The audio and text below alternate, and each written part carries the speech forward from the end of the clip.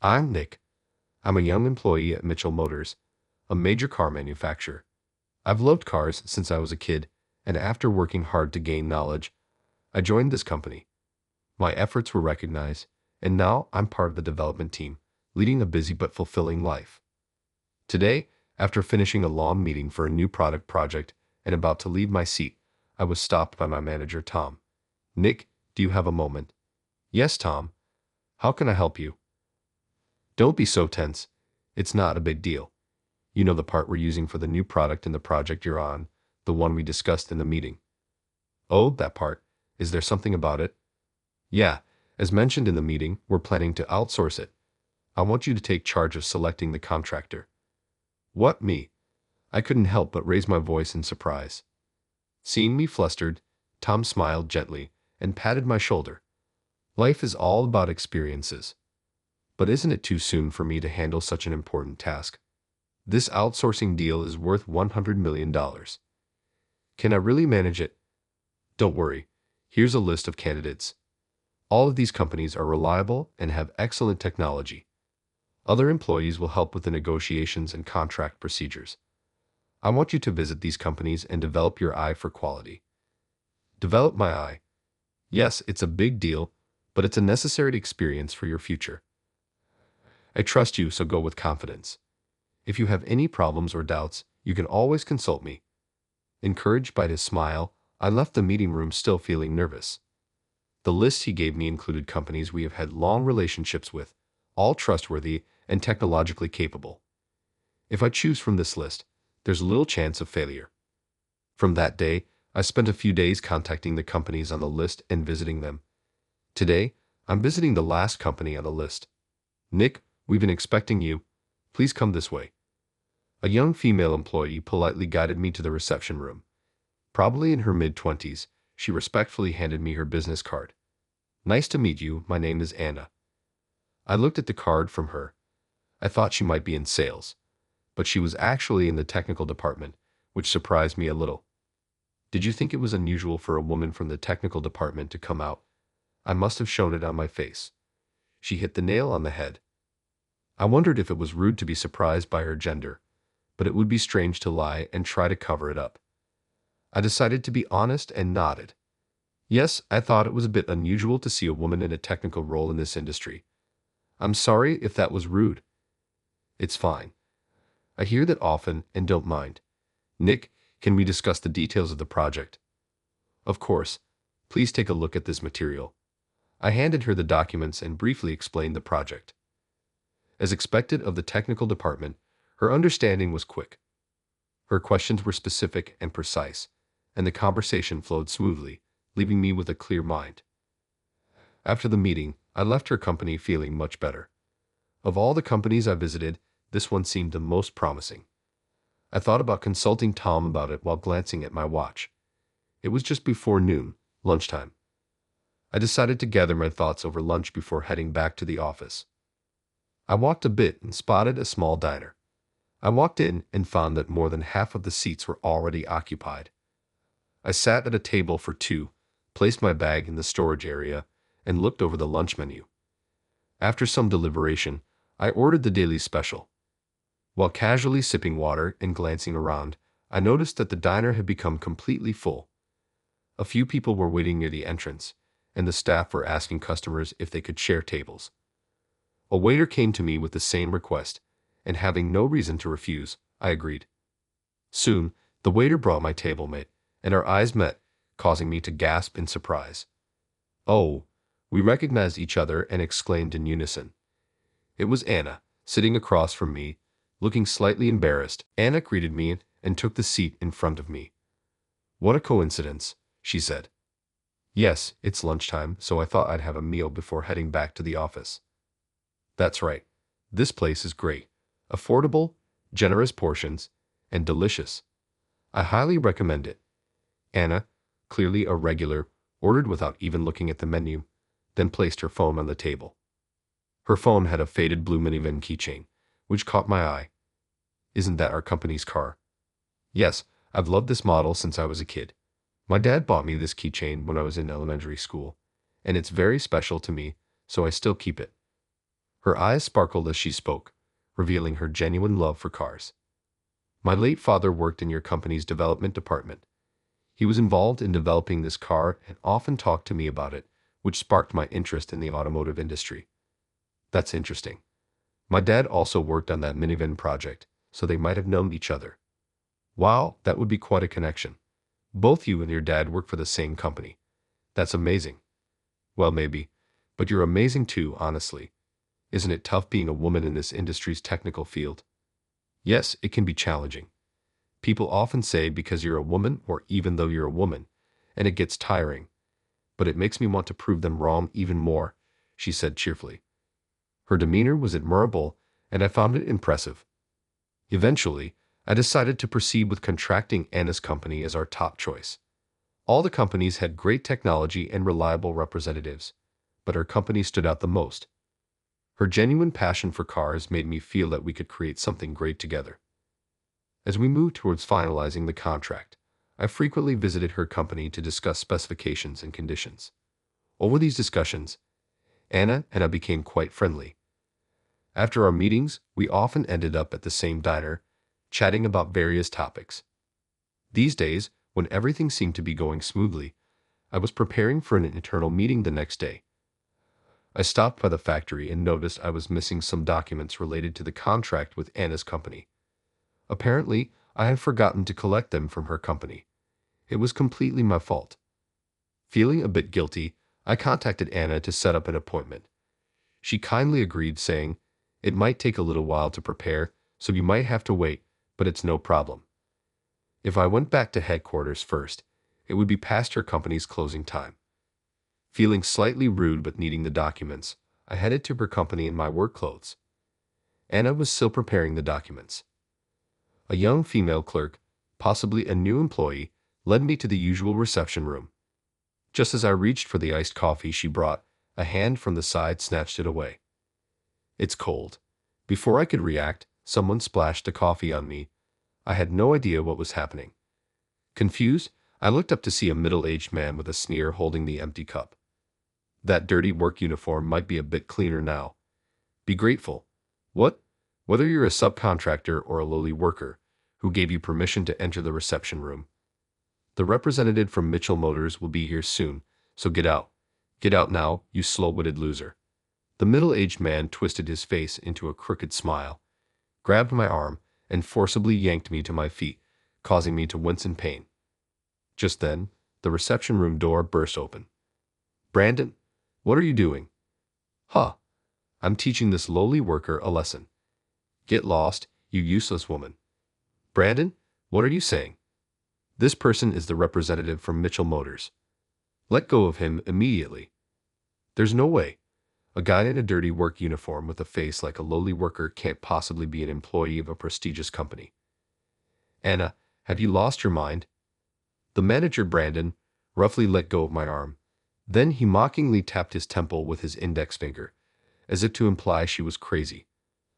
I was stunned, but seeing him ridicule Anna made me furious. "The one who's crazy is you. Can't you read the company name on this uniform?" I pointed to the chest area of my work uniform, stained with coffee. There, of course, was the name Mitchell Motors. The color drained from Brandon's previously arrogant face. Granted, it was urgent, so I came in this outfit, which was my mistake. But throwing coffee on someone is absurd. Maybe you're the one who's lost it. I mimicked his earlier gesture, tapping my temple with my finger. I knew stooping to his level wasn't ideal, but I couldn't help responding. Brandon's face turned beet red with anger. He looked like he wanted to yell at me but barely held back. I looked at him with cold disdain. "You told me to leave, so I'm going. Goodbye." I left the reception room and headed towards the entrance. Unfortunately, the sky was overcast, and it was raining heavily. I didn't have an umbrella, and I didn't want to take the bus in my coffee-stained clothes. Just as I was about to call a taxi, I heard someone calling my name. "Nick." I turned to see Anna running towards me with an umbrella and some documents. She reached me, out of breath, and handed me the umbrella, looking worried. "Nick, are you okay? Did you get burned?" "No, thankfully it was iced coffee." "Did you come all the way here just to bring me an umbrella?" "Well, that, and I wanted to give you these documents." but I guess you don't need them anymore after what Brandon did. Thank you. But about the contract, it's complicated. It's a big deal between companies, and I can't make a decision here and now. Don't hold back, Nick. If the contract is canceled, it serves him right, she laughed, as if a weight had been lifted off her shoulders. I was surprised by this unexpected reaction from Anna, whom I always thought of as serious. The rain is heavy, and you're soaked. If you don't mind, I can give you a ride. No, that's too much, and you're still on the clock, right? Don't worry about it. I plan to submit my resignation tomorrow. What? Resignation? You're quitting. I had enough of Brandon. Today was the final straw.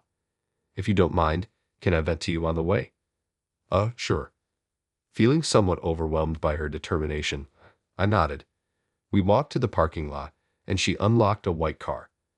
Please get in. Thank you. I hesitantly got into her car. Anna, sitting in the driver's seat, asked, Is it okay if I take you to your company, Nick? I nodded in response. She started the engine, set the destination on the GPS, and began driving. The guy who threw the coffee, Brandon, is a power-harassing, incompetent nepotism hire. Nepotism. Yeah, he's the nephew of our company's president, Mr. Thompson. He always flaunts that connection, bosses everyone around, and yells at subordinates without reason. Yet he's terrible at his job. Wow, I can't believe there's still someone like that. Does the upper management know and ignore it? I'm not sure. Our company is pretty old-fashioned and doesn't take compliance seriously. There's no internal reporting system for employees to directly talk to upper management without going through their bosses. Most managers just try to stay on Brandon's good side, so nothing gets reported. He's basically unchecked. She let out a heavy sigh. There was a veteran employee who fought to report his misdeeds to upper management, but Brandon crushed him by deliberately causing a loss and blaming it on the veteran, forcing him to resign. What? He caused a loss just to get rid of an employee he didn't like. Yes, it's unbelievable, but he doesn't care about the company as long as he can harass those he dislikes. It's truly unbelievable that the company lets this go on. It really is. Today, he barged in trying to steal the credit for the contract with your company without knowing anything about the project. Despite the fact that the whole company has been talking about this contract, he didn't know about it until today. I've been submitting reports and discussing it in meetings, but he must have ignored the reports and zoned out during the meetings. He has no interest in the job, and then he throws coffee on you. That's quite something. The power of assumptions, right?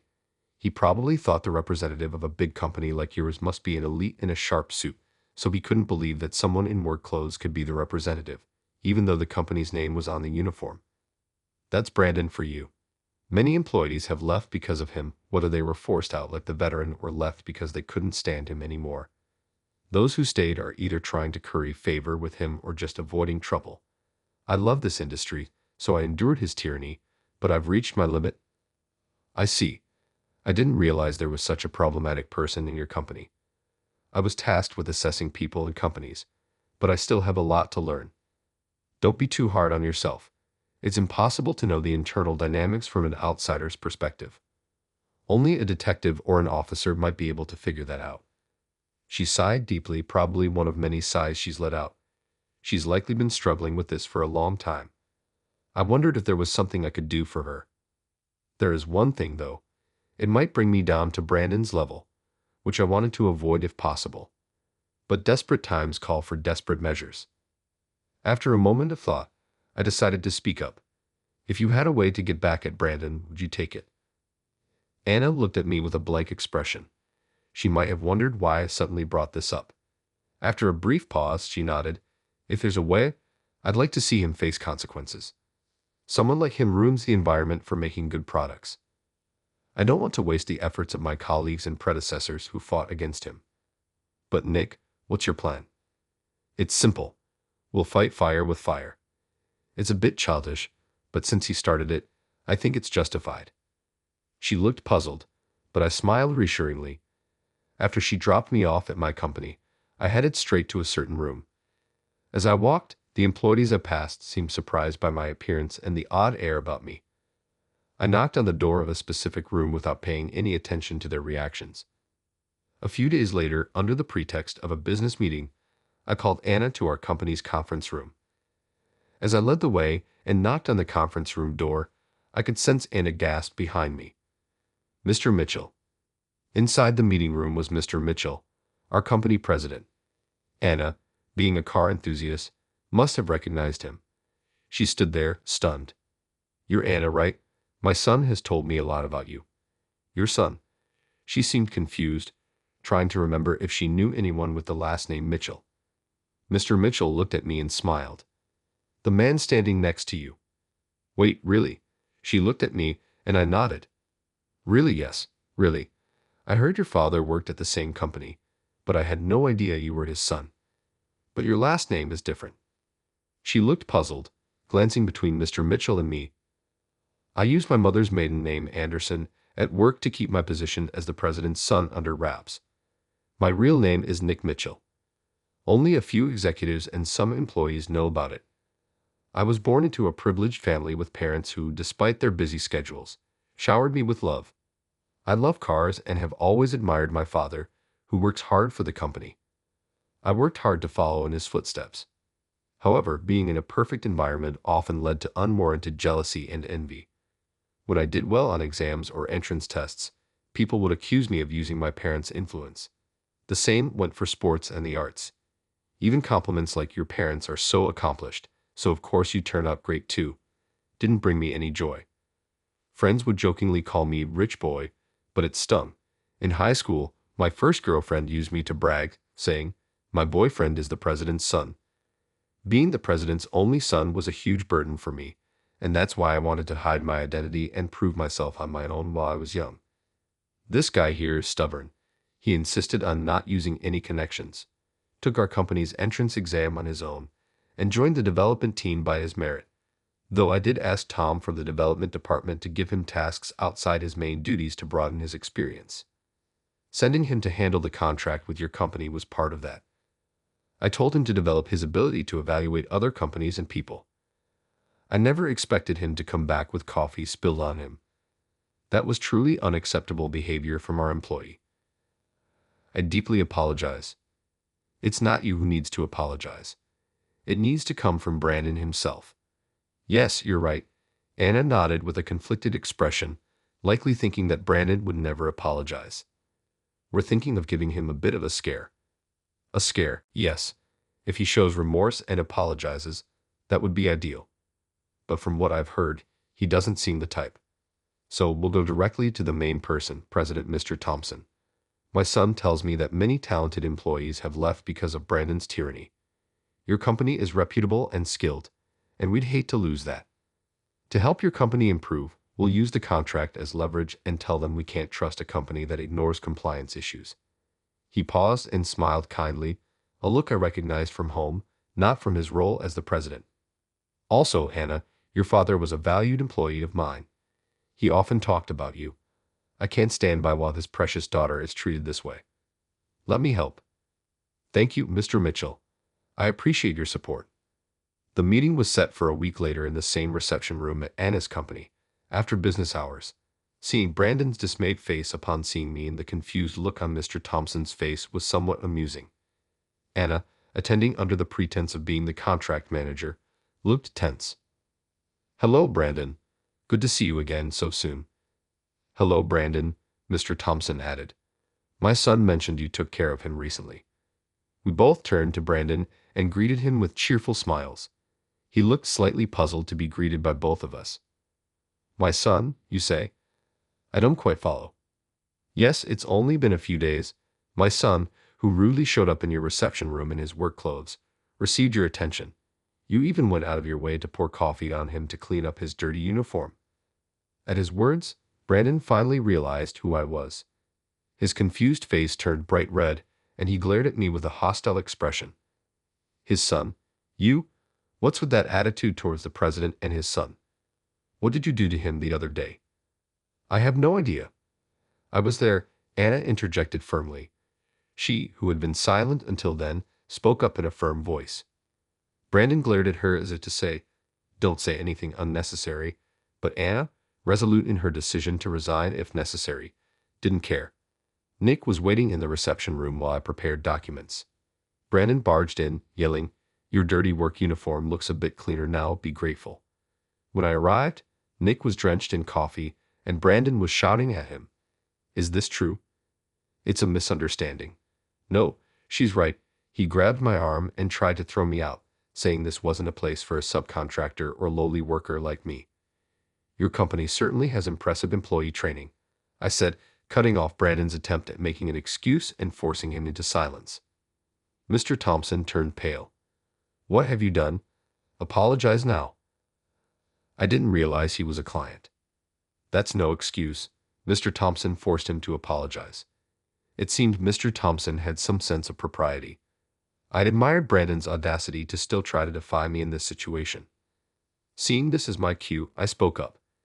"In regards to the coffee incident, an apology would suffice. The stain was cleaned, and it's not a reason to terminate the contract. However, Brandon, you mentioned you didn't realize I was a client, right? So what that implies, it would be acceptable to treat your own company's employees or subcontractors that way." "Mr. Thompson, haven't you noticed an increase in resignations from Brandon's department lately? Given his behavior, it's easy to imagine what goes on under his leadership. Personally, I wouldn't want to work under someone like that. We've only heard brief accounts, so we're not making any assumptions, but I believe a good company is built by good employees. An employee who mistreats others is a cancer. In today's world, you never know where information might leak from. If it does, it could cause significant damage to the company. We've had a long relationship with your company and don't want to lose that. I strongly recommend conducting an internal investigation." "You're right. This is very concerning. I had no idea. I will investigate internally, and if what you said is true, there will be severe consequences." "What? You're going to believe an outsider over your own nephew? Listen, this isn't school. Acting like a bully at your age is disgraceful. The investigation will determine the truth, but until then, you're on house arrest." Mr. Thompson spoke with disappointment. Brandon's defense was correct. The words of an outsider alone wouldn't serve as proof. However, ironically, his own attitude was the most damning evidence. The investigation reached out not only to current employees but also to those who had resigned. The results, as expected, were quite revealing. 6 months passed. Anna and I had been busy with work and hadn't seen each other in a while, so we planned to meet for dinner today. Of course, the dinner spot was our usual diner.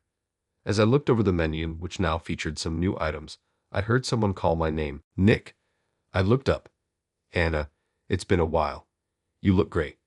"Really? Thanks. I'm enjoying my work a lot, thanks to you and your father." "I'm glad to hear that. We kept in touch via email and phone, but I was worried about you. By the way, what happened to Brandon?" We had grown even closer, frequently exchanging personal messages. We both still love cars and remain dedicated to our work, maintaining a relationship that feels like comrades in arms. Even after learning that I'm the son of a major company's president, she treats me the same. These days, I find my relationship with her to be very comforting. I haven't told you the whole story. Brandon was transferred to the factory. Initially, they considered firing him, but they decided it was safer to keep him where Mr. Thompson could keep an eye on him. Is it safe to keep him in the company? There's a foreman at the factory, an old friend of Mr. Thompson. If anything happens, Mr. Thompson will hear about it right away. Brandon can't bully anyone there. The foreman is strict and intimidating, and Brandon can't stand up to strong people." "I see. That's one way to handle it. It's probably the best way to straighten him out." "Exactly. Those who supported his misconduct were also punished, but things are improving. Everyone is motivated to make top-quality products again. One day, I'll make something that will impress you, so be prepared." She smiled proudly, looking radiant and beautiful. Life is unpredictable. Anna, who once considered quitting, now shines with enthusiasm, and the man who caused so much trouble faced his consequences. Life can change for better or worse, depending on our decisions and actions. It's time for me to take a leap too. With a sense of determination, I took out a pair of movie tickets from my bag.